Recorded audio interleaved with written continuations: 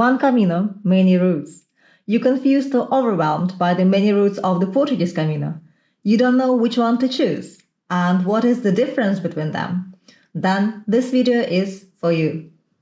Let's start from the beginning. The actual beginning of the Portuguese Camino is in Lisbon, but the majority of pilgrims start their walk in Porto. The Lisbon to Porto part is very easy. There is only one Portuguese Camino route.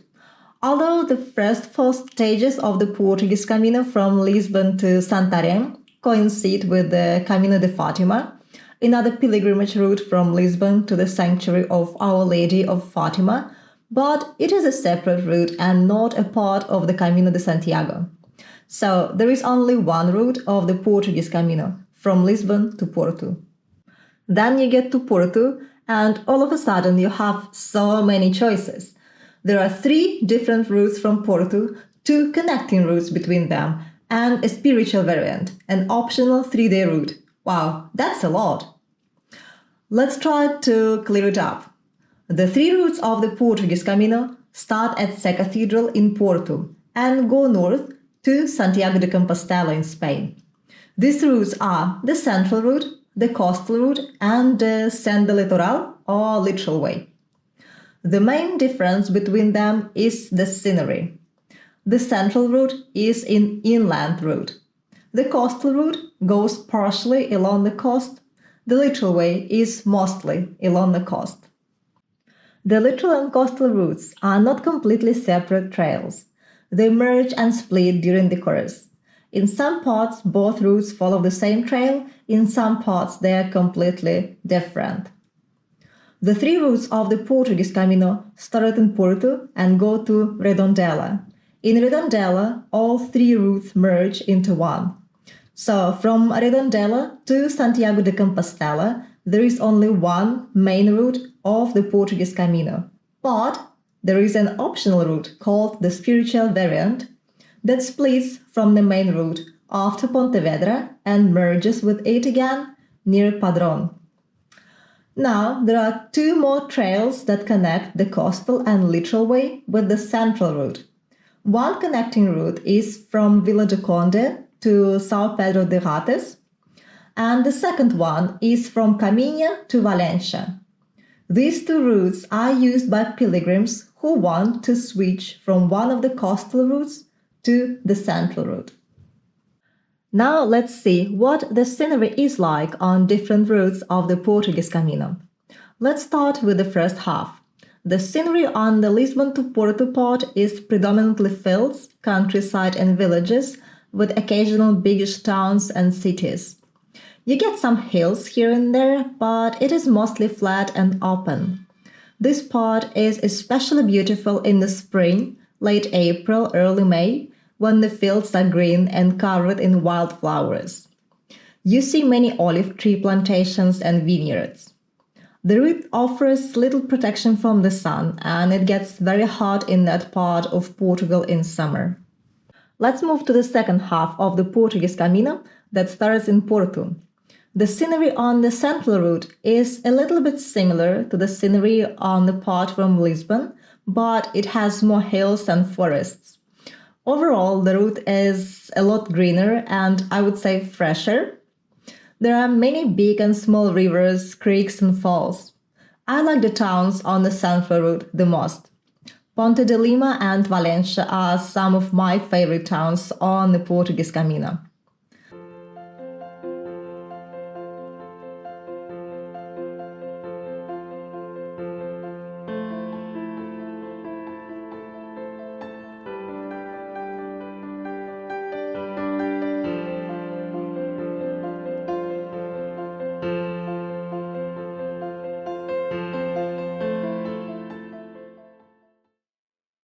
The coastal route is a good route to walk if you want to have the best of both worlds, the sea and rural forest scenery.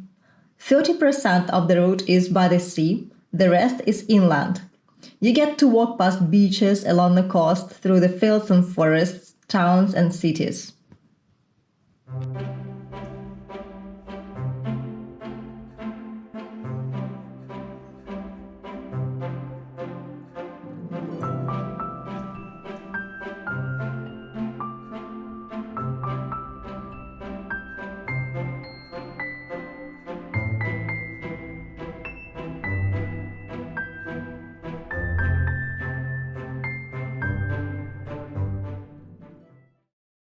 Now the literal way.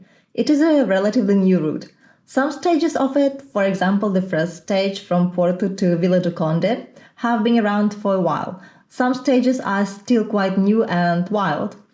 The literal way is even more coastal than the actual coastal route. 80% of it is by the sea. So if you want to walk next to the coast as much as possible on the Portuguese Camino, it is the best route for you. And don't worry that you won't see any forest on the literal way. You will get to walk a lot through a beautiful forest in the last part from Redondela to Santiago.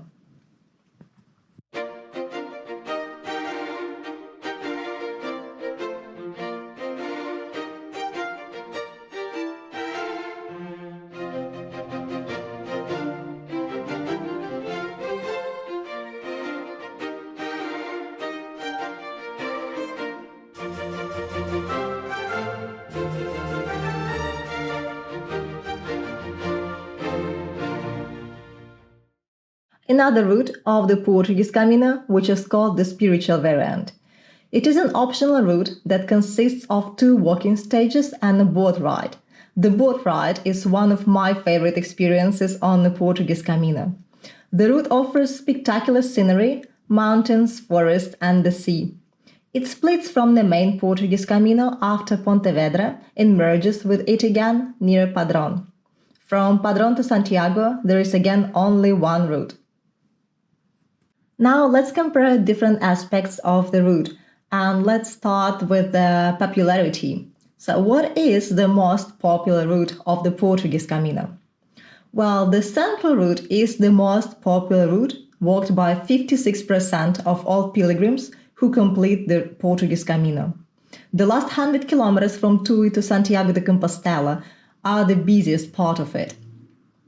The rest 44% goes to the coastal and literal routes combined, because there is no separate statistic for the literal way. It is just added to the coastal route. The part of the Portuguese Camino from Lisbon to Porto is not popular. Only 2% of all pilgrims who walk the Portuguese Camino start in Lisbon. It explains the lack of infrastructure for pilgrims in that part of the Camino. Which route is the longest? Of course, the route from Lisbon is the longest one. The total distance of it is between 620 and 660 kilometers, depending which route from Porto you choose. Out of the 3 routes from Porto, the literal way is the longest route. Its distance from Porto to Santiago is 280 kilometers. The coastal route is a little bit shorter, 274 kilometers. The central route is the shortest route of the Portuguese Camino from Porto. Its distance is 240 kilometers. Another thing I would like to mention is the route marking. All routes of the Portuguese Camino are marked, but not equally well. The central and coastal routes are marked the best, since these are the 2 most popular routes walked by thousands of pilgrims every year. You see yellow arrows painting on different surfaces, distance poles, metal shells on the ground, and other Camino signs. The Lisbon to Porto part of the route is marked, but not as well as the 2 main routes from Porto. The literal way has an occasional route marking. Some stages are marked better, some worse. The spiritual variant is marked pretty good, almost as good as the central and coastal routes. Now the important question is, which route of the Portuguese Camino is the best for you? Well, my favorite routes are the literal way and the spiritual variant. I have walked both routes twice, and to be honest, I would be happy to walk them every year. I enjoy walking next to the sea, and the literal way goes mostly along the coast. As for the spiritual variant, the boat ride is something very special that you don't get to do on any other Camino de Santiago. Of course, your preferences might be different from mine. If you enjoy walking through the forest and countryside, don't mind hills, like exploring historical towns, and prefer walking a well-marked route, then the central route is the best one for you. If you want to combine the coast with the forest and fields, prefer well-marked routes and don't mind occasional hills, the coastal route is the perfect option. If you want mostly to walk next to the ocean, don't like hills, and don't mind going off the beaten path, the Litoral Way is a great route for you. If you are looking for a challenging walk and don't mind walking long distances, the route from Lisbon might be the right one. If you want to try every route to see for yourself which route you like the most, you can combine all 5 routes. You start in Lisbon, continue from Porto combining the litoral and coastal routes, then switch to the central route in Caminha, continue walking on it to Pontevedra, where you switch to the spiritual variant. This way, you combine 5 different routes in one walk. That was my quick overview of the different routes of the Portuguese Camino. I hope you enjoyed it and it was helpful for you to decide which route to choose. If you want to see more videos on the Portuguese Camino and the Camino de Santiago in general, please subscribe to our channel.